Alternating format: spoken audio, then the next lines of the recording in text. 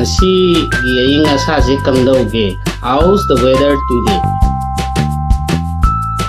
Ngasi si nungsa dum sai. It's very sunny today. Noi mafam adai dadi kamdauge. What's about your place? Jadi simple conversation nama taurasi asam bawai watai. Anje aina yuna yuna. How's the weather today? Along with friend na may it's very sunny or cloudy. You adom na what's about your place?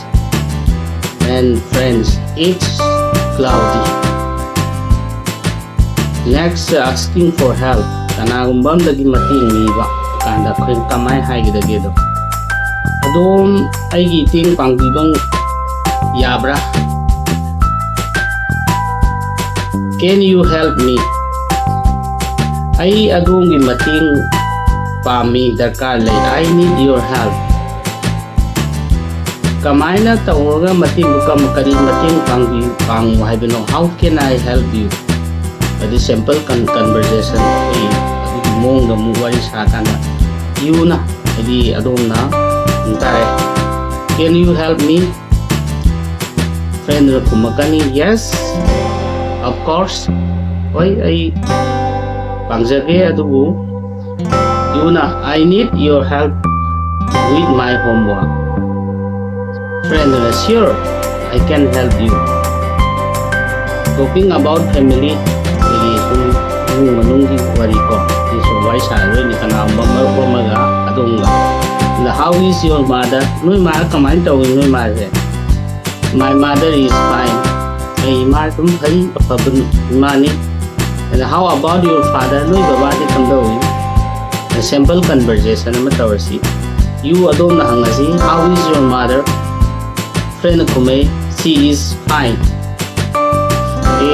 You nang mo how about your father? Friend kumeng kalazi he is doing well too. Making simple plan. Koi mutigi sum plan korang na sim siko. Kada do you want to go nang sat pa mabra? Yes, I want to go. Hoy ay sa ninge. Let's meet at 5 PM. Ako'y pong mga daw unarasi. Simple conversation. Wayo tay sabi da you na adom na hangita. Do you want to go to the park? Friend, yes, I want to go. You na let's meet at 5 PM. Ako dagi di friend na sure. Saying goodbye. Koy kay na bagi kamay na hay dagi.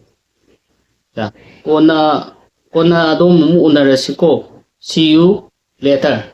Goodbye. Kay na rasi. Simple conversation da kamay hay gani. Adom na you na. Goodbye, friend. See you later. You na take care. Smana hai gini. Okay? Easy, right?